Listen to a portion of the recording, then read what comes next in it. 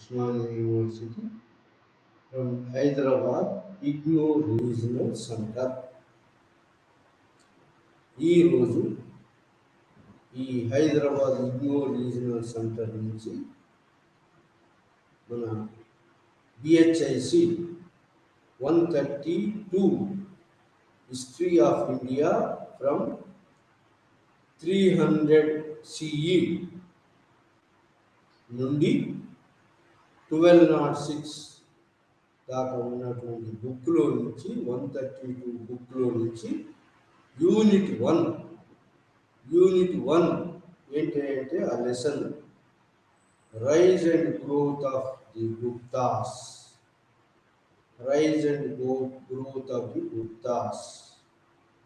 అనేటువంటి యూనిట్ ఈ లైవ్ ఛానల్లో ఈరోజు మనం ఈ డిస్కస్ చేయబోతున్నాం.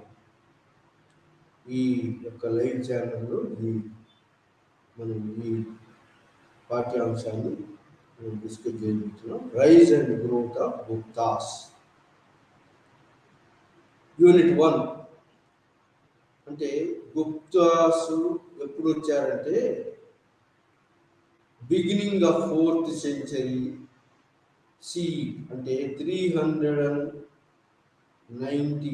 ఆర్ 20 నుంచి 7 నుంచి 500 AD 550 AD దాకా ఉత్తర భారతదేశాన్ని మరి దక్షిణ భారతదేశంలో కొన్ని ప్రాంతాలను డైరెక్ట్గా ఉత్తర భారతదేశాన్ని పరిపాలించినటువంటి రాజవంశం ఏంటంటే గుప్త రాజవంశం. గుప్తాస్ అంటే వీళ్ళు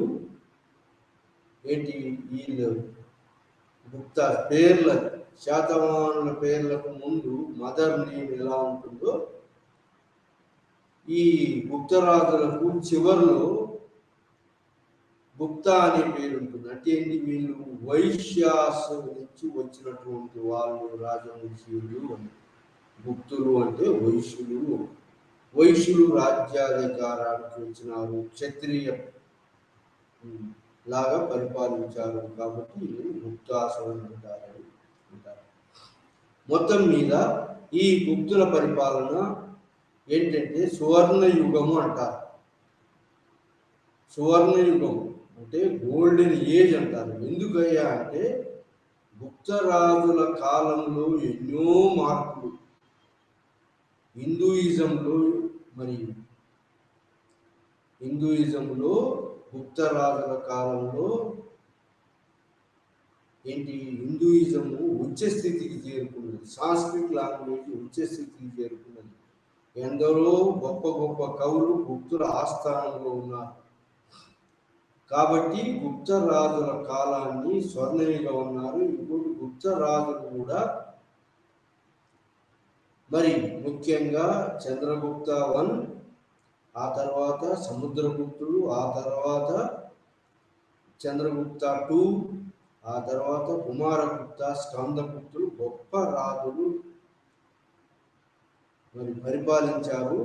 మొత్తం ఉత్తర భారతదేశాన్ని, ఆర్యావర్తాన్ని, మరి కొన్ని ఇండైరెక్ట్గా దక్షిణ భారతదేశం యొక్క ప్రాంతాలను కూడా వీళ్ళ ఆధీనంలో, వీళ్ళ యొక్క ఇండైరెక్ట్ కంట్రోల్లో ఉండేవి. సో ఇంత విశాలమైన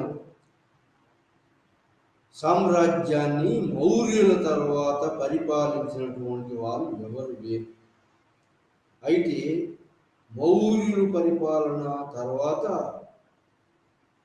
మరి మౌర్యుల తర్వాత రాజవంశాలు ఏంటంటే మరి ఉత్తర భారతదేశంలోకి వచ్చినటువంటి పెద్ద రాజవంశం ఏంటంటే పరిపాలించిన పెద్ద రాజవంశం కుషాన్ సామ్రాజ్యం. దక్కన్ ప్రాంతంలో వచ్చినటువంటి రాజ్యం ఏంటంటే శాతవాహన సామ్రాజ్యం, మౌర్యుల తర్వాత వచ్చినటువంటి. అయితే మౌర్యుల తర్వాత వచ్చినటువంటి మౌర్యులది అతిపెద్ద రాజ్యం, భారతదేశంలో అతిపెద్ద సామ్రాజ్యాన్ని పరిపాలించినటువంటి వాళ్ళు మౌర్య చక్రవర్తులు. మౌర్య చక్రవర్తుల తర్వాత ఉత్తర భారతదేశంలో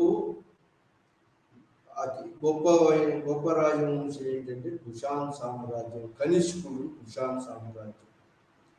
ఆ తర్వాత దక్కన్లో శాతవాహన సామ్రాజ్యం. మౌర్యులకు వీళ్ళు మౌర్యుల తర్వాత పరిపాలించినటువంటి వాళ్ళు. అయితే గుప్త రాజులు పరిపాలనా కాలం వచ్చే వరకు 320 సిఈ కామన్ ఎరా లేదా ఏడి టైం వచ్చే వరకు 319 and 20 వచ్చే వరకు నార్త్ ఇండియా, సౌత్ ఇండియాలో ఎలాంటి కాల పరిస్థితులు, ఎట్లాంటి రాజకీయ పరిస్థితులు ఉండేది, ఎలాంటి రాజకీయ పరిస్థితుల వల్ల గుప్త రాజులకు అవకాశం వచ్చింది, పెద్ద సామ్రాజ్యాన్ని నిర్మాణం చేయడానికి అవకాశం వచ్చింది అనేది మొట్టమొదట. ఏమంటారు? రాజకీయ పరిస్థితులు. గుప్త రాజులు వచ్చే వరకు ఉత్తర భారతదేశంలో మరి వాయువ్య నార్త్ వెస్టర్న్ పార్ట్ ఆఫ్ ఇండియాలో, మరి నార్థన్ ఇండియాలో, ఉత్తర భారతదేశంలో, మరి ఉత్తర పశ్చిమ వాయువ్య ప్రాంతంలో ఉన్నటువంటి యొక్క రాజకీయ పరిస్థితులు ఎలా ఉండేది అనేది ఒక అంశం.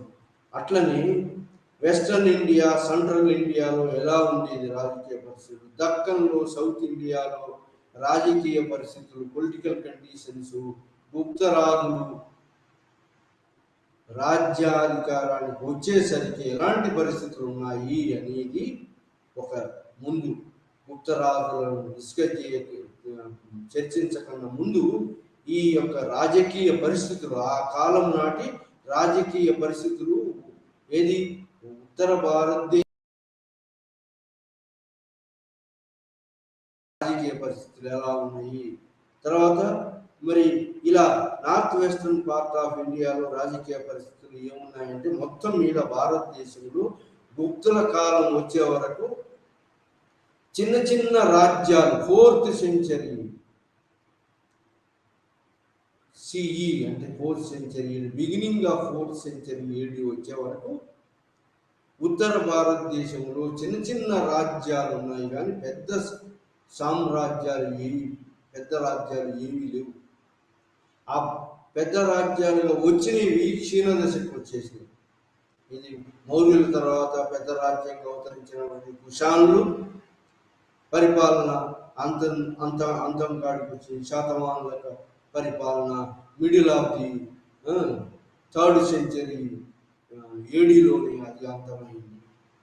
సో ఈ విధంగా మరి ముక్కలుగా ఉన్నటువంటి ప్రాంతాలను పరిపాలించేటువంటి రాజవంశాలు, ఒక పెద్ద రాజవంశం ఐక్యంగా మొత్తం ఉత్తర భారతదేశాన్ని కానీ దక్షిణ భారతదేశాన్ని కానీ ఐక్యంగా పరిపాలించేటువంటి యొక్క రాజవంశాలు లేకుండా పోయి చిన్న చిన్న రాజ్యాలు ముక్కలుగా విభజించబడి ఉన్నాయి. అవి ఏంటి అంటే కుషాన్ సామ్రాజ్యం క్షీణించి దాని కొంత ప్రాంతాన్ని ఎవరు ఇరాన్లో ఉన్నటువంటి ససానియన్ ఎంపైర్, ససానియన్ అంటే పర్షియన్ ఎంపైర్, ససానియన్ రూలర్స్ వచ్చారు. ఆ విధంగా Afghanistan, Baluchistan, north western part of India, Sindhu ఏరియాను తన ఆధీనంలోనికి తీసుకొచ్చినటువంటి వాళ్ళు తీసుకొచ్చి ఆ ప్రాంతం తమదిగా చెప్పుకున్నటువంటి వాళ్ళు ఇరానియన్ రూలర్స్. వాళ్ళనే ససానియన్ రూలర్స్ అంటారు. Sasanian king dynasty, Iranian rulers, Iranian Persia rulers. అంటే north western part of India Sasanian రూల్లో పోయింది. ఆ విధంగా అది కాకుండా మరి ఇంకా నార్థన్ పార్ట్ ఆఫ్ ఇండియాలో ఏది రాజస్థాన్ ఏరియాలో, పంజాబ్ ఏరియాలో ఉన్నటువంటి వాళ్ళు వాయుదేవాస్, మాద్రాస్, మాల్వాస్, లేటర్ కుషాన్స్. సో ఇలా చిన్న వాళ్ళు పరిపాలిస్తున్నారు. నార్త్ వెస్టర్న్ పార్ట్ ఆఫ్ ఇండియాలో ససానియన్ రూలర్స్, ఇరానియన్ రూలర్స్ ఆధీనంలోకి వచ్చే సింధు ప్రాంతం, ఆఫ్ఘనిస్తాన్, బెలూచిస్తాన్ ప్రాంతం అంతా కూడా. మరి పంజాబ్, హర్యానా, మరి రాజస్థాన్ ప్రాంతం, వాయుదేవాస్, మాల్వాస్, మాద్రాస్, ఈ ప్రాంతం పంజాబ్ ప్రాంతం అంతా వీళ్ళకి వచ్చింది. అట్లనే లేటర్ కుషాన్స్, తర్వాత కుషానులు, గ్రేటర్ కుషాన్స్, తర్వాత కుషానులు ఉన్నారు. సో ఆ ప్రాంతం అంతా కూడా వాళ్ళ కిందకి వచ్చింది. ఇది నార్థన్ ఇండియా. ఈ విధంగా చిన్న చిన్న రాజ్యాలు, చిన్న చిన్న చీఫ్డమ్స్ రాజ్యాలు వచ్చినాయి. ఇది నార్థన్ ఇండియాలో. అదేవిధంగా నార్త్ వెస్టర్న్ పార్ట్ ఆఫ్ ఇండియాను ససానియన్ రూలర్స్ క్లెయిమ్ చేసుకున్నారు. ఆ ప్రాంతం అంతా వాళ్ళ ఆధీనంలోకి పోయింది, ఇరానియన్ రూలర్స్. మరి వెస్టర్న్ ఇండియా, సెంట్రల్ ఇండియాలో ఎవరు పరిపాలిస్తున్నారంటే శకశాత్రపాస్, రుద్రదామన్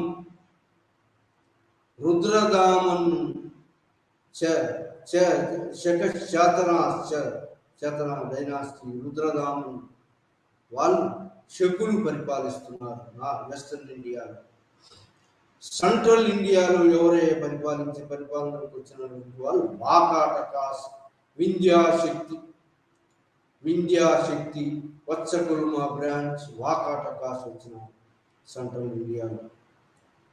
మరి వాకాటకాస్, మరి ఈ విధంగా శకశాత్రపాస్ వెస్టర్న్ దక్కన్లో, మరి సెంట్రల్ ఇండియాలో వాకాటకాస్ వచ్చిన పరిపాలన. మరి దక్కన్ సౌత్ ఇండియాలో ఎవరు పరిపాలన ఇస్తున్నారంటే, దక్కన్ సౌత్ ఇండియాలో శాతవాహన సామ్రాజ్యం middle of the 3rd century AD వరకు అది అంతమైపోయి, శాతవాహన సామ్రాజ్యం యొక్క శిథిలాల మీద మహారాష్ట్రలో అభిరాస్ వచ్చినారు. ఆంధ్ర ఏరియాలో ఇక్ష్వాకుల పరిపాలన వచ్చింది. తెలంగాణ ఏరియాలో, గుంటూరు ఏరియాలో ఇక్ష్వాకాస్ ఆఫ్ విజయపూర్, సాలంకాయనాస్ ఆఫ్ వేంగి, బృహత్పలాయనాస్, ఆనందమూత్రాస్, వీళ్ళంతా చిన్న చిన్న రాజ్యాలు ఆంధ్ర ప్రాంతంలో, కోస్టల్ ఆంధ్రాలో వచ్చాయి. అట్లానే పల్లవాస్, ఎర్లీ పల్లవాస్ ఆంధ్ర నుంచి పరిపాలనగా, ధాన్యకటకం నుంచి పరిపాలించారు ఎర్లీ పల్లవాస్. తర్వాత లేటర్ పల్లవాస్, గ్రేటర్ పల్లవాస్ సింహవిష్ణు నుంచి కాంచీపురం రాజధానిగా, మొట్టమొదట ధాన్యకటకం రాజధానిగా, ధాన్యకటకం నుంచి ఆంధ్ర ఏరియాలని పల్లవులు పరిపాలించారు, ఎర్లీ పల్లవాస్ అంటారు వాళ్ళు. సో ఈ విధంగా మరి శాతవాహన సామ్రాజ్యం పోయి ముక్కలుగా అభిరాస్ వచ్చినారు, చుటూస్ వచ్చినారు. ఆ విధంగా మరి కర్ణాటక ప్రాంతాల్లో కడంబా రూలర్స్, మయూరి శర్మన్ కడంబా రూలర్స్ వచ్చినారు కర్ణాటక ఏరియాలో. మరి కోస్లాంధ్రాలో ఎవరు ఈ శాలంకాయనులు, ఆనందగూత్రులు, బృహత్పలాయనులు వీళ్ళందరూ వచ్చినారు. మరి గుంటూరు ప్రాంతంలో ఇక్ష్వాకులు వచ్చినారు. ఆ తర్వాత ఎర్లీ పల్లవాస్ వచ్చినారు. ఆ తర్వాత సో ఈ విధంగా మరి దక్కన్లో ఈ సామ్రాజ్యాలు, ఈ రాజవంశాలు, చిన్న చిన్న రాజవంశాలు ఒకదాని మీద ఒకటి పోటీ పడుతూ ఒకదాని మీద దాడులు చేసుకుంటూ చిన్న చిన్న ముక్కలుగా విభజించబడింది. అట్లనే ఇదే కాలంలో మరి డీప్ సౌత్లో ఎవరైతే పాండ్యాసు, చేరాసు కేరళ ప్రాంతంలో, మరి చోళాసు కావేరీ దేశంలో వీళ్ళు పరిపాలిస్తున్నారు ఇండిపెండెంట్గా. సో ఇది ఈ విధంగా భారతదేశం యొక్క రాజకీయ పరిస్థితులలో చిన్న చిన్న రాజ్యాలు, ఏ ఒక్క పెద్ద రాజ్యం లేకుండా ఉన్నది. గుప్తులు కూడా కుషాన్లకు సామంతులు. కానీ కుషాన్ సామ్రాజ్యం ఎప్పుడైతే శిథిలావస్థలో వచ్చిందో, గుప్త రాజులు దాన్ని శ్రీగుప్తుడు మొదటివాడు, అతని తర్వాత అతని కుమారుడు ఘటోత్కచుడు, వీళ్ళు సామంతులు. ఎవరికి? లేటర్ కుషాన్, తర్వాత కుషాన్లకు సామంతులు. ఆ తర్వాత కుషాన్ సామ్రాజ్యం ఎప్పుడైతే నార్థన్ ఇండియాలో ఆర్యావర్తంలో క్షీణించడం మొదలైందో, గుప్తులు చంద్రగుప్త వన్ అనేవాడు, చంద్రగుప్త వన్ అనేవాడు ఇండిపెండెంట్గా ప్రొక్లెయిమ్ చేసుకున్నాడు. ఇండిపెండెంట్, దాని స్వతంత్రాన్ని ప్రకటించుకున్నాడు. అందుకోసం ఇతని మహారాజాది రాజ అంటారు. వాళ్ళను ఎర్లీ శ్రీగుప్తాస్ ఘటోత్కచులోని రాజాస్. కానీ ఈ చంద్రగుప్త వన్ మాత్రం మహారాజాది రాజ అన్నారు. ఇతను ఏం చేశాడంటే లిచ్చవి ప్రిన్సెస్ తోటి మ్యారేజ్ అలయన్సెస్, మ్యాట్రిమోనియల్ అలయన్సెస్ ఏర్పాటు చేసుకున్నాడు. ఎవడు? చంద్రగుప్త వన్. మ్యాట్రిమోనియల్ అలయన్స్ ద్వారా రాజ్య విస్తరణ మొదలుపెట్టాడు. ఎక్కడి నుంచి అంటే ఇతని యొక్క ఎర్లీ ప్రాంతం ఏంటంటే, సామ్రాజ్య ప్రాంతం Bihar, UP area and Bengal area నుంచి ఇతని యొక్క పరిపాలన మొదలైంది. లిచ్చవి ప్రిన్సెస్, లిచ్చవి రాజవంశం వాళ్ళు ఆ రాజవంశం యొక్క కుమార్తెను చేసుకున్నాడు. దాంతో ఇతని యొక్క వైవాహిక సంబంధాలతోటి విస్తరణ మొదలుపెట్టాడు. సామ్రాజ్య విస్తరణ అంటే conquest through the conquest and matrimonial alliance, diplomacy ద్వారా, మరి వివాహ సంబంధాల ద్వారా ఈ యొక్క రాజ్య విస్తరణ మొదలుపెట్టాడు చంద్రగుప్త వన్. ఆ విధంగా రాజ్య విస్తరణ మగధ నుంచి రాజ్య విస్తరణ, పాటలీపుత్రం నుంచి రాజ్య విస్తరణ మొదలుపెట్టి బీహార్, మరి ఉత్తరప్రదేశ్, బెంగాల్ ప్రాంతాలను తన ఆధీనంలో తీసుకొచ్చాడు. ఆ విధంగా Chandragupta one laid the strong foundation of the Gupta Empire. ఇది 3 areas: Bihar, Uttar Pradesh, Eastern Uttar Pradesh and Bengal ప్రాంతంలో తన యొక్క రాజ్య విస్తరణ మరి ఎక్స్పాన్షన్ మొదలుపెట్టాడు. ఎవరు? చంద్రగుప్త వన్. ఎప్పుడు? ఈ 320 ఏడి అంటే క్రీస్తు శకం. అంటే దీన్ని గుప్తా ఎరా అంటారు. 320 కామన్ సిఈ అంటే కామన్ ఎరా, దాన్ని గుప్తా ఎరా అంటారు. ఒక నూతన ఎరాను స్థాపించాడు గుప్తులు. ఇలా శకం, గుప్త శకం మొదలైంది. చంద్రగుప్త వన్ నుంచి మహారాజాది రాజ చంద్రగుప్త వన్ ప్రాంతాలు ఏ ప్రాంతాలకు విస్తరించాడు తన అధికారాన్ని. ఇది వివాహ సంబంధాలు, మ్యాట్రిమోనియల్ అలయన్సెస్, లిచ్చవి ప్రిన్సెస్ తోటి సత్సంబంధాలు, మరి ఆ విధంగా ఎక్స్పాన్షన్ చేయడం మొదలుపెట్టాడు. బీహార్, ఈస్టర్న్ ఉత్తరప్రదేశ్ అండ్ బెంగాల్ ప్రాంతాలను తమ ఆధీనంలో తీసుకొచ్చున్నాడు. ఆ తర్వాత చంద్రగుప్త వన్ తర్వాత 320s నుంచి ఏడి క్రీస్తు శకము 320s నుంచి 335 ఇయర్స్ దాకా పరిపాలించాడు చంద్రగుప్త వన్. ఆ 335 నుంచి 375 ఆర్ 380 దాకా పరిపాలించినటువంటి వాడు అతని కుమారుడు సముద్రగుప్త. సముద్రగుప్తుడు. ఆ విధంగా గుప్త సామ్రాజ్యము ముఖ్యంగా సముద్రగుప్తుని కాలంలో పెద్ద సామ్రాజ్యంగా ఏర్పడింది. మొత్తం ఆర్యావర్తం అంతా తన చేతిలోకి తీసుకున్నాడు. ఎవడు? సముద్రగుప్తుడు. అదేవిధంగా దక్షిణ దేశాలను 12 దేశాల మీద దండయాత్ర చేసి ఆ దేశాలను లొంగ తీసుకొని కప్పం కట్టేటట్టు చేసి ఆ ప్రాంతాలను మళ్ళా ఆ రాజును ఆ గద్దెల మీద మళ్ళీ నిలిపి మరి సంవత్సరిక కాంట్రిబ్యూషన్, మరి సార్వభౌమత్వాన్ని, గుప్త సార్వభౌమత్వం ఒప్పుకునేటట్టు చేశాడు. ఇది ఎవరు? సముద్రగుప్తుడు యొక్క గొప్పతనాన్ని తెలియజేసేటువంటి రాజ్య విస్తరణ గొప్పతనాన్ని తెలియజేసేటువంటి యొక్క శాసనం ఏంటంటే అలహాబాద్ ప్రయాగ ప్రశస్తి, అలహాబాద్ అన్న ప్రయాగ అని ఒకటి. ప్రయాగ ప్రశస్తి అంటే హరిసేన అనే అటువంటి వాడు అతని యొక్క కోర్టు పోయేట్ అలహాబాద్ శాసనం అంటే రెండు వైపుల pillar description. Allahabad pillar description లో ఒకవైపు అశోకుని యొక్క వృత్తాంతం తెలియజేస్తుంది, అశోకుని గొప్పతనాన్ని. ఇంకోవైపు హరిసేనుడు తోటి చెక్కించబడినటువంటి సముద్రగుప్తుని విజయాల గురించి చెప్తుంది. ఇది అలహాబాద్ ప్రయాగ ప్రశస్తి అంటారు. అలహాబాద్ ప్రశస్తి, అలహాబాద్ ఇన్స్క్రిప్షన్. గొప్ప ఇంత గొప్ప ఇన్స్క్రిప్షన్ ఇంకొకటి లేదు. ఎందుకంటే ఒకవైపు మౌర్య అశోక యొక్క గొప్పతనాన్ని తెలియజేసేది అదే శాసనం ఒకవైపు. ఇంకోవైపు మరి ఆ అశోకునికి గుప్తులకు చాలా కాలం తేడా ఉంది. మరి అశోకుడు 185 బీసీకే ఎండ్ అయింది. అశోకుని యొక్క కాలం 232కే ఎండ్ అయింది. మౌర్య సామ్రాజ్యం 185 కూలిపోయింది.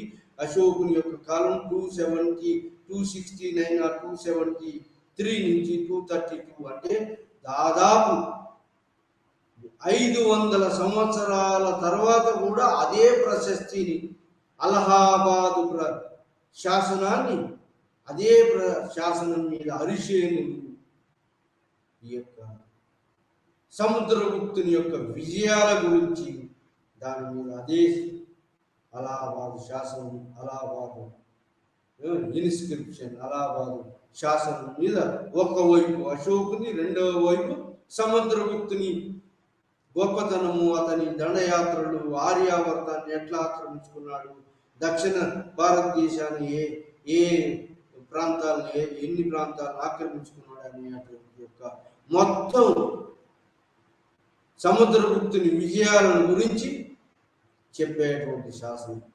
దీని యొక్క అలహాబాద్ ప్రశస్తి లేదా ప్రయాగ ప్రశస్తి ప్రకారం హరిసేనుడు చర్చించబడినటువంటి ప్రయాగ ప్రశస్తి ప్రకారంగా సముద్రగుప్తుడు గొప్ప కాంకరర్ అంటే సామ్రాజ్యాన్ని నిర్మించాడు. దేంతో? అగ్రెసివ్ కాంక్వెస్ట్ యుద్ధం చేసి, అగ్రెసివ్గా యుద్ధం చేసి గెలుపొందాడు. ఎవరి మీద? మరి అంతకుముందు లిచ్చెవితో సంబంధాలు ఉన్నాయి. ఆ తర్వాత ఈ సముద్రగుప్తుడు ఎవరి మీద యుద్ధం చేశాడు? నాగాస్ మీద యుద్ధం చేశాడు. ఆర్యావర్తంలో నాగాస్ మీద చేశాడు. ఆ తర్వాత పంజాబ్ ప్రాంతంలో మాల్వాస్ ఉన్నారు, మాద్రకాస్ ఉన్నారు, వాయుదేవాస్ ఉన్నారు. మరి ఆఫ్ఘనిస్తాన్ ప్రాంతంలో ఉన్నటువంటి ఈ యొక్క శశానియన్ ప్రాంతం ఉన్నది. ఈ ప్రాంతాలన్నింటినీ కూడా పట్టుకున్నాడు ఎవరు? సముద్రగుప్తుడు. ఆర్యావర్తంలో ఉన్న ప్రాంతాల్లో ముఖ్యమైనటువంటి యొక్క ప్రాంతాలు హరిసేనుడు అలహాబాద్ ప్రశస్తి ప్రకారంగా ఇతడు వాయుదేవాసును, పంజాబ్ ప్రాంతాన్ని, ఢిల్లీ ప్రాంతాన్ని, హర్యానా ప్రాంతాన్ని, మరి ఉత్తరప్రదేశ్, వెస్టర్న్ ఉత్తరప్రదేశ్ ప్రాంతాన్ని, మరి సో ఈ విధంగా మరి ఆఫ్ఘనిస్తాన్ దాకా ఇతని యొక్క పరిపాలన. మరి ఇటు ఈస్ట్ వైపు, తూర్పు వైపు ఏంటంటే బెంగాల్. ఆల్రెడీ బెంగాల్ వీళ్ళ ఆధీనంలో. బెంగాల్ తర్వాత అస్సాం, కామరూప ఏరియా, అస్సాం, ఈస్ట్ బెంగాల్, మరి అస్సాం ఏరియా, కామరూప ఏరియా ప్రాంతాన్ని పట్టుకున్నాడు సముద్రగుప్తుడు. ఇది ఈ విధంగా ఆర్యావర్తంలో మధ్య ప్రాంతం, మధ్య భారతంలో విస్తరించాడు. ఉజ్జయిని ప్రాంతం, మధ్య ప్రాంతం అంటే ఉజ్జయిని ప్రాంతం, మధ్యప్రదేశ్ ప్రాంతం. సో ఈ ప్రాంతాలను మరి మధ్యప్రదేశ్, ఉజ్జయిని ప్రాంతాల్లో తమ అధికారం నెలకు. ఆ విధంగా ఆర్యావర్తన్, నార్త్ ఆఫ్ ది వింధ్యాస్ అంతా కూడా తన ఆధీనంలో తెచ్చుకున్నటువంటి వాడు సముద్రగుప్తుడు. ఆ తర్వాత ఈ ఆర్యావర్తాన్ని మొత్తం తన ఆధీనం దిగ్విజయ యాత్రలు చేశాడు. దక్షిణ దేశ దిగ్విజయ యాత్రలలో 12 రాజవంశాల వాళ్ళను ఓడించి ఆ ప్రాంతాలను తన ఆధీనంలోకి తీసుకొచ్చి ఆ ప్రాంత రాజులు మరి తమ యొక్క సామంత రాజరికాన్ని ఒప్పుకోవటంతో ఆ రాజును మరి అదే గద్దె మీద ఉంచి సాంవత్సరిక కాంట్రిబ్యూషన్ మరి సార్వభౌముడు అని అంగీకరించడంతో ఒప్పుకున్నాడు. ఆ విధంగా ఆ ప్రాంతాలు వాళ్ళకి ఓడించిన తర్వాత మళ్ళీ వాళ్ళకి ఇచ్చేశాడు. వాటిల్లో ముఖ్యమైనది ఏంటి అంటే మొట్టమొదటి ప్రాంతం ఏ ప్రాంతం అంటే మధ్య భారత్లో ఉన్నటువంటి యొక్క ఈస్ట్గా ఉన్న ఒడిశా ప్రాంతాన్ని, ఆ తర్వాత గంజాం ప్రాంతం, ఒడిశా ప్రాంతం, గంజాం ప్రాంతం, మరి తర్వాత మరి ఉన్నటువంటి యొక్క ఆంధ్ర, కోస్టల్ ఆంధ్ర ప్రాంతం, కోస్టల్ ఆంధ్రాలో మరి ఎన్నో ఏరియాలు ఉన్నాయి. ఆ ఏరియాలన్నీ కూడా ఆక్రమించినాడు. కోస్టల్ పీఠాపురం ఆక్రమించాడు, నెల్లూరు ఏరియాను ఆక్రమించారు, ఈస్ట్ గోదావరిని ఆక్రమించాడు, ఎవరిని శాలంకాయలను ఓడించాడు. శాలంకాయల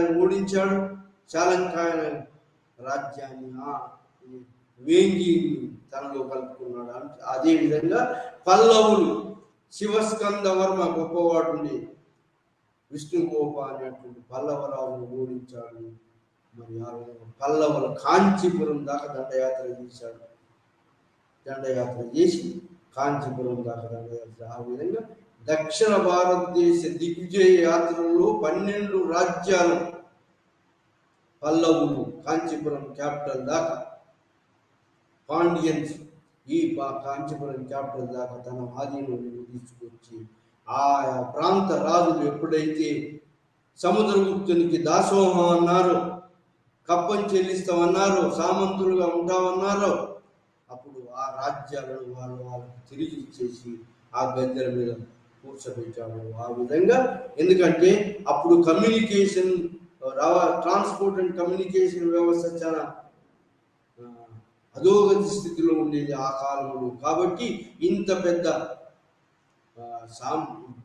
భూభాగాన్ని ఒక రాజకీయ ఆధిపత్యం కింద ఉంచుకోలేమని చెప్పి ఒక దూరదృష్టితోటి ఆ రాజులు ఏదైతే సార్వభౌమత్వాన్ని ఒప్పుకొని కప్పం కడతాము సార్వభౌమత్వాన్ని ఒప్పుకున్నారో దాంతో ఆ రాజవంశాలను, ఆ విధంగా పల్లవులను, మరి శాలంకాయలను, వాళ్ళ ఆ రాజవంశాలను వాళ్ళ ఆ గద్దె మీద కూర్చోబెట్టి కప్పం సామంత రాజరికం ఒప్పుకున్నాడు.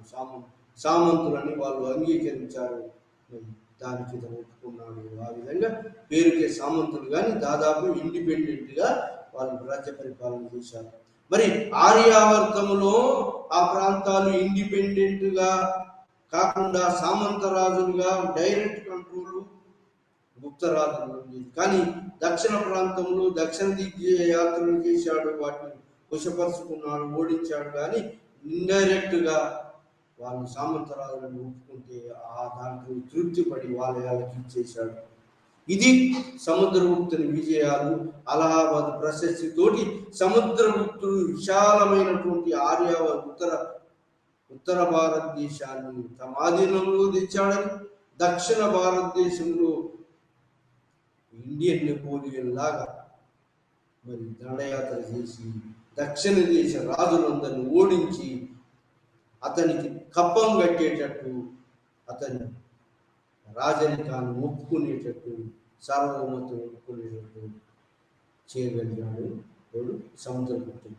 ఆ విధంగా సముద్రగుప్తుడి యొక్క అలహాబాద్ ప్రశస్తి ద్వారా హరిసేనుడు, పోటు పోయేట హరిసేనుడు వేయించిన ప్రశస్తి ద్వారా మనకు ముఖ్యంగా సముద్రగుప్తుని యొక్క దిగ్విజయ యాత్రలు, అతని ఆధీనంలో ఉన్న సామ్రాజ్యం, మరి అతని గుప్తుల కాలంలో ఏంటి అంటే కాయిన్స్, గుప్తుల కాలానికి మరి ఆధారాలు ఏంటంటే ఆ కాలం నాటి గుప్తుల కాలం నాటి నాణ్యాలు, గోల్డ్ నాణ్యాలు, కుషాన్లు గోల్డ్ నాణ్యాలు విషయాలు. అదే కుషాన్లో గోల్డ్ నాణ్యాలు కూడా గుప్తరాజు కాలంలో గోల్డ్, సిల్వర్, కాపర్ నాణాలు, సిల్వర్ నాణాలు ఉండేవి. ఆ విధంగా గోల్డ్ నాణాలను కూడా గుప్త రాజులు ఇష్యూ చేశారు. సో ఆ విధంగా గుప్త రాజులు మరి ఈ యొక్క సముద్రగుప్తుడు గొప్పవాడు అందరిలో. ఆ తర్వాత సముద్రగుప్తుడు యొక్క దివ్య యాత్రలు, మరి అతని యొక్క సామ్రాజ్య నిర్మాణం, సముద్రగుప్తుని కాలంలో మరి సముద్రగుప్తుడు కాలంలో ఇది రుద్రదామన్ పీరియడ్. సముద్రగుప్తుని కాలంలో ఎవరంటే ఈ శకశాత్రప రాజు రుద్రదామన్ యొక్క ఆధీనంలో ఒక సామంత రాజు ఈ చంద్రగుప్త మౌర్యుడు కట్టించినటువంటి యొక్క ఈ యొక్క సుదర్శన లేక్ మళ్ళీ రిపేర్కి వస్తే ఆ కాలంలో మళ్ళీ రిపేర్ చేయించడం జరిగింది గుప్తుల కాలంలో. సో ఈ గుప్తుల కాలంలో ఉన్నటువంటి యొక్క గొప్పతనం. సో అది ఆ తర్వాత సముద్రగుప్తుని తర్వాత రాజ్యానికి వచ్చినటువంటి వాడు ఎవడంటే చంద్రగుప్త విక్రమాదిత్య. ఇది చంద్రగుప్త విక్రమాదిత్య అనేది ఎందుకు వచ్చిందంటే, చంద్ర విక్రమాదిత్య అనేవాడు శకులను ఓడించి విక్రమేర ఈ విధంగా ఈ 320 నుంచి 335 దాకా పరిపాలించినటువంటి వాడు చంద్రగుప్త వన్. ఆ తర్వాత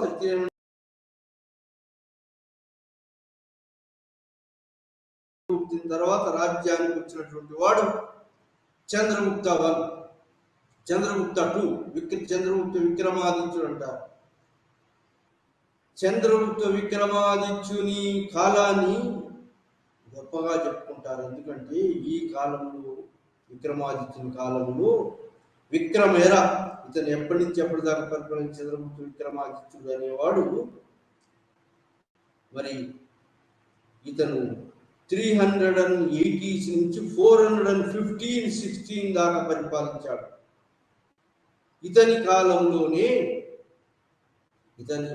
కాలంలోనే పాయిహాన్ బుద్ధిస్ట్ పిలిగ్రిమ్, చైనీస్ పిలిగ్రిమ్ వచ్చి బుద్ధిస్ట్ హోలీ ప్లేసెస్, పవిత్రమైన హోలీ ప్లేసెస్ను విజిట్ చేసి బుద్ధిస్ట్ గ్రంథాలను సేకరించాడు. ఎవరు? పాయియాన్, చైనీస్ పిలిగ్రిమ్. ఎవరి కాలంలో? చంద్రగుప్త విక్రమాదిత్యుని కాలంలో. ఈ చంద్రగుప్త విక్రమాదిత్యునికి ఒక కాయిన్స్, సముద్రగుప్తుని కాయిన్స్, ఆ తర్వాత చంద్రగుప్త విక్రమాదిత్య యొక్క గోల్డ్ కాయిన్స్, లాస్ట్ కాయిన్స్ ఎప్పుడైతే 415-16లో ఇష్యూ చేసినాయి. ఆ తర్వాత చేయలేదు. ఆ తర్వాత వేరే రాజు యొక్క నాణాలు వచ్చింది. సో ఆ గోల్డ్ కాయిన్స్ 415 దాకా పరిపాలించిన చంద్రగుప్త విక్రమాదిత్యుడు విక్రమయర అంటే శకులను ఓడించే మొట్టమొదటిసారి. ఈ యొక్క సముద్రగుప్తుని తర్వాత మళ్ళీ ప్రాబ్లమ్స్ ఫేస్ చేసినటువంటి వాడు చంద్రగుప్త విక్రమాదిత్యుడు. శకులను ఓడించాడు విక్రమాదిత్య. అయితే ఇతని కన్నా పెద్దవాడు ఒక సముద్రగుప్తుని పెద్ద కొడుకున్నాడు, అతని పేరు రామగుప్తుడు. అయితే రామగుప్తుని కాయిన్ నాణాలు కూడా ఉన్నాయి కాబట్టి రామగుప్తుడు కూడా కొంతకాలం రాజుగా వ్యవహరించాడు. అయితే రామగుప్తుడు ఏం చేశాడంటే, చంద్రగుప్త టూ విక్రమాదిత్యుని యొక్క అన్న రామగుప్తుడు సహజంగా పెద్ద కొడుకు రాజ్యానికి వచ్చాడు. రామగుప్తుడు రాజ్యానికి వచ్చాడు, శకులతో యుద్ధాలు చేశాడు, శకులతో ఓడిపోయాడు.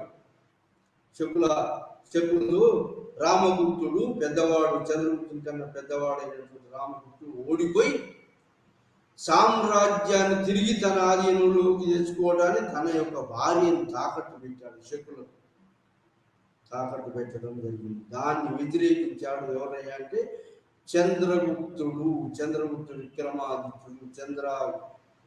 విక్రమాదిత్య టూ అనేవాడు వ్యతిరేకించాడు. అతని తమ్ముడు వ్యతిరేకించాడు. చంద్రగుప్త టూ వ్యతిరేకించి ఈ యొక్క రామగుప్తుని యొక్క వైఫ్ దేవి దేవి చంద్రగుప్త, దేవి దేవి గుప్త యొక్క వేషంలో శకుల కోర్టులో పోయి శకురాజును సంహరించాడు. ఎవడు? చంద్రగుప్త మారు వేషంలో పోయాడు. శకులను జకరాజు సంహరించి శకులను ఓడించడం జరిగింది. సో ఆ విధంగా మరి గుప్త సామ్రాజ్యాన్ని మరి రక్షించినటువంటి వాడు చంద్రగుప్త. రామగుప్తుడు ఓడిపోతే, శకుల చేతిలో ఓడిపోయి తన భార్యని తాకట్టు పెట్టేటప్పటికీ దాన్ని వ్యతిరేకించి ఒక స్త్రీ వేషములో శకరాజు దగ్గరికి పోయి ఆ శకరాజును వధించి గుప్తుల యొక్క రాజ్యాన్ని కాపాడినటువంటి వాడు చంద్రగుప్త. అందుకోసం ఆ తర్వాత ఏమైందంటే ఇతనికి అన్న మధ్యలో డిఫరెన్సెస్ వచ్చినాయి. ఏంటి? ఏది పిచ్చివాడుగా నటించడం మొదలుపెట్టాడు. ఏది? ఈ యొక్క దేవి శాఖదత్తుడు రాసినటువంటి దేవి చంద్రగుప్తం అనే బుక్ ద్వారా మనం తెలిసేది ఏంటంటే ఇతను పిచ్చివాడుగా నటించి చంద్రగుప్త విక్రమాదిత్యాన్ని వధించాలనే అటువంటి యొక్క ప్రయత్నం పన్నాగం పన్నాడు. కానీ అది పసిగట్టినటువంటి చంద్రగుప్త విక్రమాదిత్యుడు ఆ రెండవ చంద్రగుప్తుడు ఏం చేశాడంటే, అది పసిగట్టినటువంటి వాడు మరి ఈ యొక్క రామగుప్తుని వధించి అతన్ని భార్యను వివాహం అన్నాడు. ఎందుకంటే అది అనుమానం ఎప్పుడు పెరిగింది. అనుమానం పెరగడంతో ఈ డిఫరెన్సెస్ వచ్చి మరి ఆ విధంగా మరి రామగుప్తుడు తొలగించబడి రామగుప్తుని భార్య ఇతనే చేసుకున్నాడు. ఆ తర్వాత చంద్రగుప్త విక్రమాదిత్యుడు చంద్రగుప్త నాగా ప్రిన్సెస్ కూడా చేసుకున్నాడు. రాజు యొక్క మధ్య భారతదేశంలో మరి ఉన్నటువంటి యొక్క నాగా ప్రిన్సెస్ కూడా చేసుకున్నాడు. ఆ విధంగా మరి ఈ యొక్క మొదటి భార్య ఏదైతే ఉందో, మొదటి భార్య అంటే దేవి విశాఖదత్తుని దేవి చంద్రగుప్తం అనేది ఉందో, రామగుప్తుని భార్యతో పుట్టినటువంటి వాడు గోవిందవర్మ. ఆ తర్వాత నాగా ప్రిన్సెస్ పుట్టినటువంటి రాజకుమారిని పుట్టినటువంటి ఆమె నాగా ప్రిన్సెస్ నుంచి పుట్టినటువంటి ఆమె ప్రభావతి గుప్త. ఆమెను వాకాటకారుల ప్రవరసేన ఇచ్చాడు. ఆ విధంగా ఇతని యొక్క matrimonial alliance Chandragupta matrimonial alliance, marriage alliance ఒకవైపు ఏది నాగా ప్రిన్సెస్ తోటి, ఇంకో వైపు వాకాటక తోటి. ఆ వాకాటక తన డాటర్ ఇచ్చాడు. ఆ విధంగా మ్యారేజ్ అలయన్సెస్ తోటి తన సామ్రాజ్యాన్ని పటిష్టంగా చేసినటువంటి వాడు చంద్రగుప్త విక్రమాదిత్య చంద్రగుప్త విక్రమయరా స్థాపించాడు. 415 దాకా పరిపాలించాడు. 380s నుంచి 415 దాకా పరిపాలించినటువంటి వాడు చంద్రగుప్త విక్రమాదిత్యుడు. అతని ఆస్థానంలో నవరత్నాలు 9 నవరత్న కవులు ఉండేవాళ్ళు. కాళిదాసుడు, విశాఖదత్తుడు, శూద్రకుడు, ఆర్యభట్టుడు, వరామిరుడు. సో మొత్తం మీద 9 నవరత్న కవులు ఉండేవాళ్ళు. ఎవరి? చంద్రగుప్త విక్రమాదిత్యుడు. ఈ చంద్రగుప్త విక్రమాదిత్యుని యొక్క ఎవిడెన్సెస్ మనకి ఎక్కడ దొరుకుతాయంటే, అలహాబాదు ప్రయాగ ప్రశస్తి లాగా ఈ యొక్క సముద్రగుప్తుని విజయాల గురించి పేర్కొన్నటువంటి దానిలాగా ఒక ప్రశస్తి మనకు దొరకలేదు. కానీ ఇతని కాలంలో వచ్చినటువంటి యొక్క శాసనాలు ఏంటి అంటే, ఇది మధ్యప్రదేశ్లో వచ్చినటువంటి యొక్క సాంచి స్తూపం మీద వచ్చినటువంటి యొక్క ఇన్స్క్రిప్షన్స్, మరి ఒరిస్సాలో ఉన్నటువంటి ఉదయగిరి హిల్స్ లో ఉన్నటువంటి ఇన్స్క్రిప్షన్స్, మరి ఇతని కాలంలో వచ్చినటువంటి యొక్క కాయిన్స్, ఇది గోల్డ్ కాయిన్స్, సిల్వర్ కాయిన్స్, ఇవి ఈ యొక్క చంద్రగుప్త విక్రమాదిత్య గొప్పదనాన్ని గురించి మనకు చెప్తుంది. చంద్రగుప్త విక్రమాదిత్యుని గొప్పతనం ఇక్కడే కాకుండా ఎక్కడ చెప్పబడిందంటే ఢిల్లీలో మెహరోలి అంటే ఈ యొక్క కుతుబ్ మినార్, కుతుబ్ కాంప్లెక్స్ లో Mehrauli iron pillar Mehrauli iron pillar, దాని మీద చంద్ర అని రాయబడింది, చంద్రగుప్త 2 అని రాయబడింది. అతని ఆ యొక్క ఐరన్ పిల్లర్ మీద ఇప్పటికీ తలతల మెరుస్తూ ఉన్నది. కుతుబ్ మినార్ లాగా పొడుగు ఎత్తైనటువంటి స్తంభం, అట్లాంటి స్తంభాన్ని మరి పారిశ్రామిక విప్లవం వచ్చేంత వరకు అలాంటి స్తంభం ఎక్కడ భారతదేశంలో ఉత్పత్తి కాలేదు. అలాంటి మెటలర్జికల్ డెవలప్మెంట్, ఐరన్ టెక్నాలజీ మరి ఈ గుప్తుల కాలంలో డెవలప్ అయ్యింది. కాబట్టి ఈ విధంగా టెక్నాలజికల్ ఆస్పెక్ట్ లో కూడా స్వర్ణయుగం అన్నారు, లిటరరీ ఆస్పెక్ట్ లో కూడా స్వర్ణయుగం అన్నారు, హిందూయిజం ఆస్పెక్ట్ లో కూడా స్వర్ణయుగం అన్నారు. సో ఆ విధంగా రాజులు, బలమైన రాజులు లాంగ్ పీరియడ్ ఆఫ్ రూల్ చేశారు. మరి ఆర్థికంగా మరి బాగా పటిష్టమైనటువంటి యొక్క పరిపాలన జరిగింది.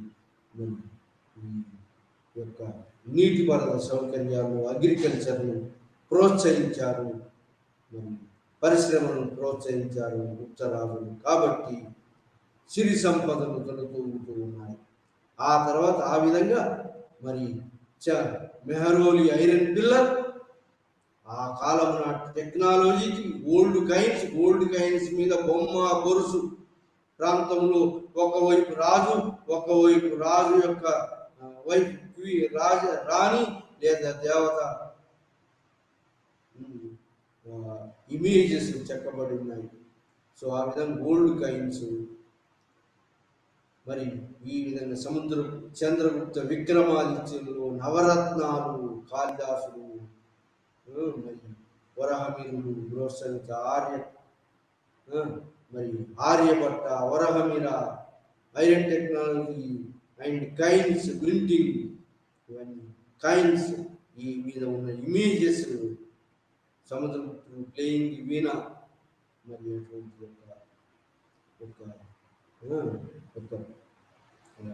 ఆర్ట్ అండ్ ఆర్కిటెక్చర్, లిటరేచర్, సాంస్కృతిక లిటరేచర్ మరి డెవలప్ అయ్యింది గుప్తరాజుల కాలంలో. ఆ తర్వాత చంద్రగుప్త విక్రమాదిత్యుని తర్వాత పాహియాన్ వచ్చాడు. బుద్ధిస్ట్ హోలీ ప్లేస్ దర్శించాడు, బుద్ధిస్ట్ టెస్ట్ను గ్యాదర్ చేసుకున్నాడు పాహియాన్. ఇతని కాలంలో అతని గ్రంథము సామాజిక ఆర్థిక పరిస్థితుల గురించి చెప్తుంది. ఆ తర్వాత చంద్రగుప్త విక్రమాదిత్యుని తర్వాత రాజ్యానికి వచ్చినటువంటి వాడు కుమారగుప్తుడు. 416లో రాజ్యానికి వచ్చినటువంటి వాడు కుమారగుప్తుడు.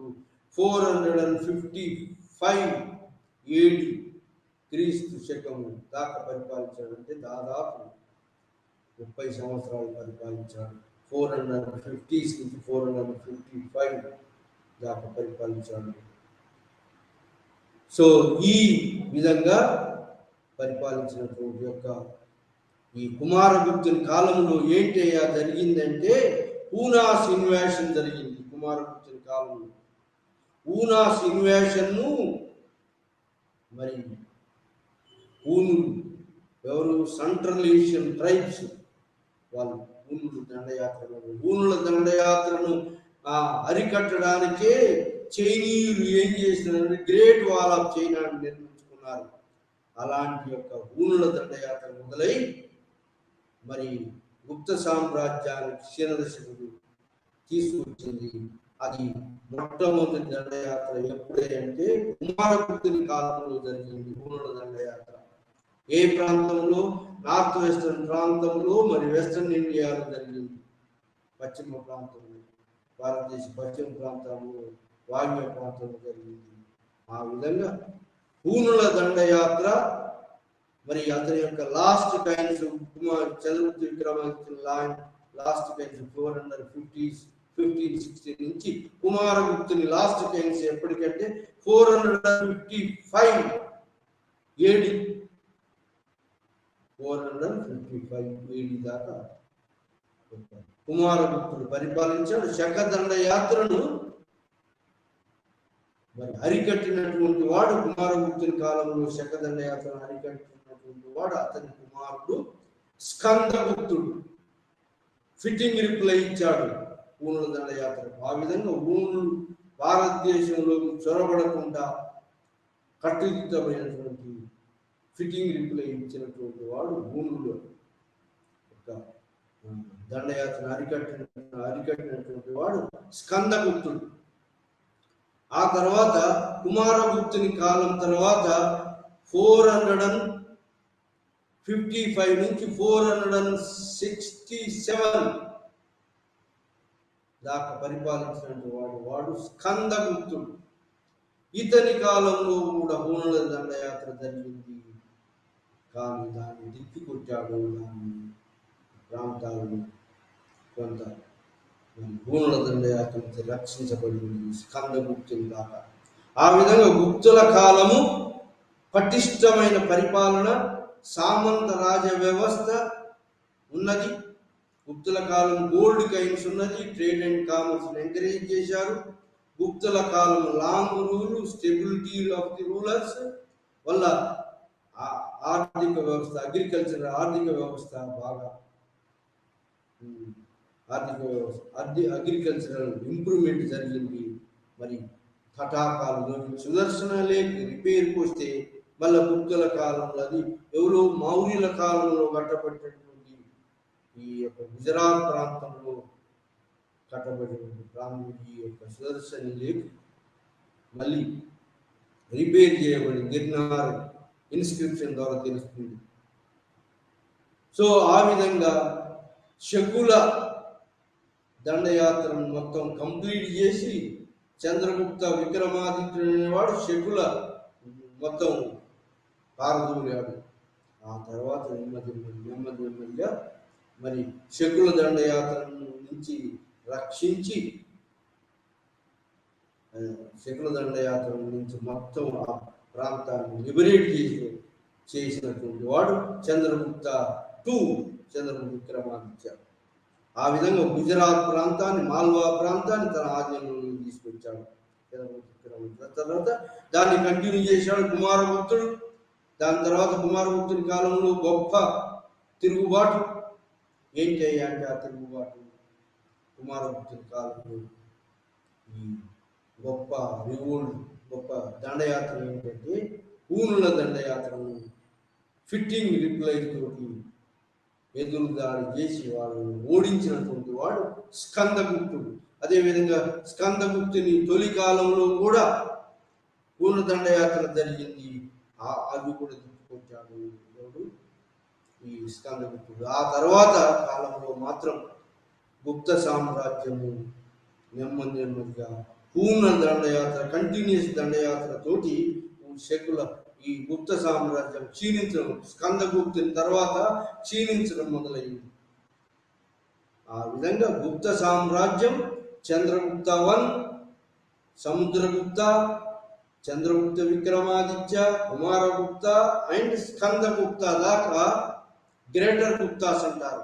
ఆ తర్వాత కూడా 1 సెంచరీ దాకా 550s దాకా పరిపాలించినటువంటి వాళ్ళను లేటర్ గుప్తాస్, తర్వాత గుప్తులు అంటారు.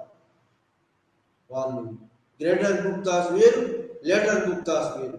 అంటే తర్వాత గుప్తులు మరి కాలంలో గుప్త సామ్రాజ్యం క్షీణదశకు వచ్చింది. పూనుల దండయాత్ర జరిగి మరి భారతదేశ పశ్చిమ వాయువ్య ప్రాంతాన్ని పూనులు ఆక్రమించారు. పూనులు ఎవరైతే తోరమాను ఊనాస్ దండయాత్ర వైట్ ఊనాస్ ఎక్కడ గూర్జర రాష్ట్ర రాజస్థాన్ ఏరియాలో స్థిరపడి అక్కడి నుంచి మధురా ఏరియాకు మరి ఈ విధంగా పూనులు స్థిరపడటం, పూనుల దండయాత్ర వల్ల లేటర్ గుప్తాస్ కాలంలో గుప్త సామ్రాజ్యము క్షీణించబడింది.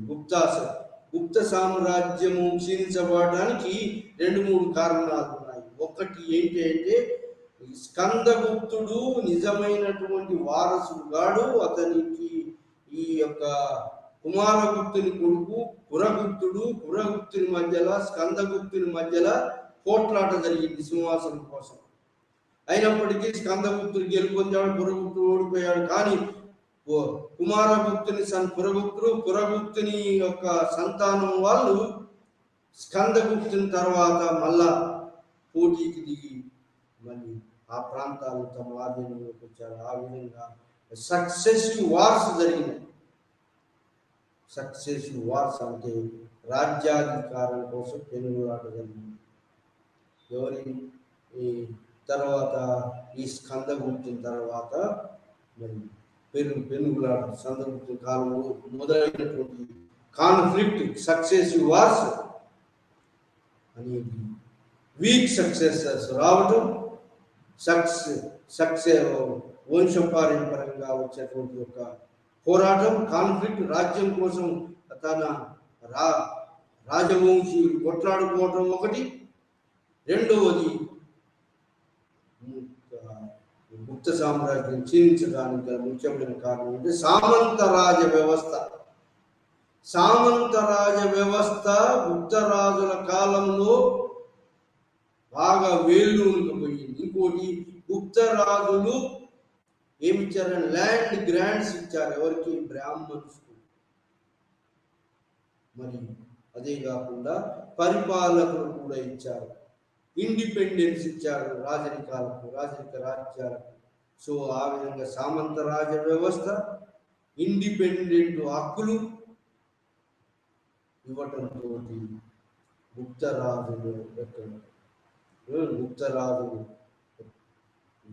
వీక్ సక్సెసర్స్ ఎప్పుడైతే వస్తారో, గుప్తరాజుల యొక్క సామంతులు తమ అధికారాన్ని మరి ప్రొక్లెయిమ్ చేసుకుంటారు. అంటే తమ స్వతంత్ర అధికారాన్ని ప్రకటించుకున్నారు. అంటే క్షీణ దశలో వారసత్వ యుద్ధాలు జరిగే టైంలో అడ్మినిస్ట్రేటివ్ ఒకటి, పూర్ణదండయాత్ర ఒకటి, successive wars 2, successive wars. Administrative weakness అంటే ఏంటి అంటే, గుప్తరాజులు సెంట్రలైజ్డ్ అడ్మినిస్ట్రేషన్ నెలకొల్పలేదు. డీసెంట్రలైజ్డ్గా సామంత రాజశిప్ ఒప్పుకున్నారు. సామంత రాజులు ఏంటంటే, బలమైన రాజులు ఉన్నప్పుడు రాజరికాన్ని మహారాజాది రాజులు ఒప్పుకుంటారు. వీక్ రాజులు ఎప్పుడైతే వస్తారో, వాళ్ళ మధ్యలో వారసత్వ తగాదాలు అవుతాయో, ఆ సామంత రాజులు ఇండిపెండెంట్ స్వతంత్రాన్ని ప్రకటించుకుంటారు. ఆ విధంగా సామంత రాజ్య వ్యవస్థ, ఇండిపెండెంట్ అధికారం, సామంతులకు ఉండే అధికారం, యాన్యువల్ కంట్రిబ్యూషన్ చేస్తూ ఇండిపెండెంట్ గా ఉండేటువంటి అధికారం సామంతులకు ఉన్నది. కాబట్టి ఈ సామంత రాజకీయ వ్యవస్థ, పరిపాలనా వ్యవస్థ అనేది సామంత రాజులు స్వతంత్రించడానికి అనుకూలంగా మారింది. ఆ విధంగా బలహీనమైనటువంటి గుప్తరాజులు రాజ్యానికి వచ్చే వరకు బలమైన సామంతులు తమ యొక్క స్వతంత్ర అధికారాన్ని ప్రకటించుకున్నారు. ఆ విధంగా మరి గుప్త సామ్రాజ్యము క్షీణించిపోయింది. గుప్త సామ్రాజ్యం క్షీణించడానికి ముఖ్యమైన కారణం ఏంటంటే, ఈ యొక్క సామంత రాజును అణచటం. మరి దక్షిణ భారతదేశ దండయాత్రలు, ఉత్తర ఆర్యావర్తాన్ని తన ఆధీనంలో తీసుకురావాల్సినటువంటి ఆవశ్యకత, కాన్స్టాంట్ యుద్ధాలు,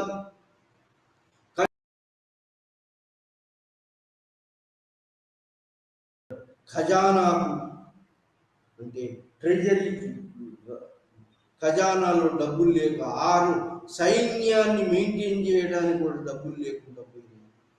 సో ఆ విధంగా ఆర్థిక ఇబ్బందులు, సామ సామ సా- ఈ సామంత రాజ్య వ్యవస్థ, ఫ్యూడలిజం, సామంత రాజ్య వ్యవస్థ, సామంతులకు మరి యొక్క ఫ్యూడల్ ల్యాండ్ గ్రాంట్స్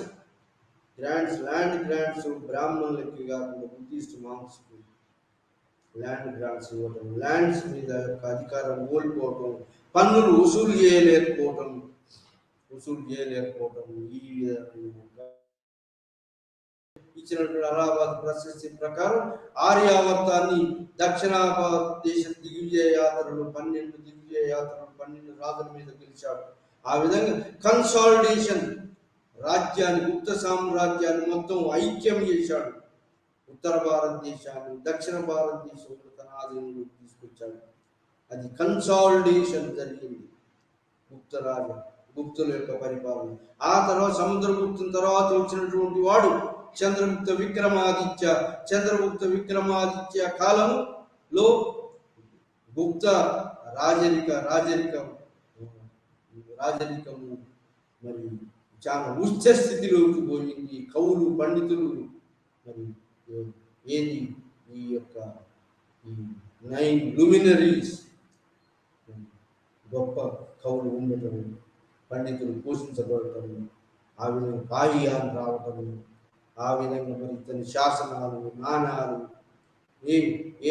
ఎక్కడ శాసనాలు అంటే ఈ ఉదయగిరి హిల్స్ మీద ఉన్న శాసనాలు, శాంతి ఉన్న శాసనాలు, అతని కాయిన్స్, మరి ఈ విశాఖదత్తం, దేవి చంద్రగుప్తం, ఇవన్నీ కూడా గుప్తరాజుల కాలంలో ఉన్నటువంటి చంద్రగుప్త విగ్రహానికి ఒక గొప్పదనాన్ని సూచిస్తున్నాయి. ఆ తర్వాత కుమారగుప్తుడు ఇంటాక్ట్ గా మెయింటైన్ చేశాడు. కానీ పూర్ణుల దండయాత్రను అరికట్టాడు అతని స్కందగుప్తుడు. ఆ విధంగా స్కందగుప్తుని కాలము మరి గడిచిపోయింది. ఆ తర్వాత గుప్త సామ్రాజ్యం చిన్న దశకు వచ్చింది. వీక్ సక్సెసర్స్ వచ్చినారు, సక్సెస్ వార్స్ మొదలైనవి, పూర్ణుల దండయాత్ర మొదలైంది, సామంత రాజులు తిరుగుబాటు చేశారు. ఆ విధంగా సామంత రాజ్య అడ్మినిస్ట్రేటివ్ వీక్నెస్ అంటే సామంత రాజులను ఒప్పుకోవటం, ఆ విధంగా మరి గుప్త రాజ వంశం క్షీణించింది. Decline of the Gupta empire జరిగింది.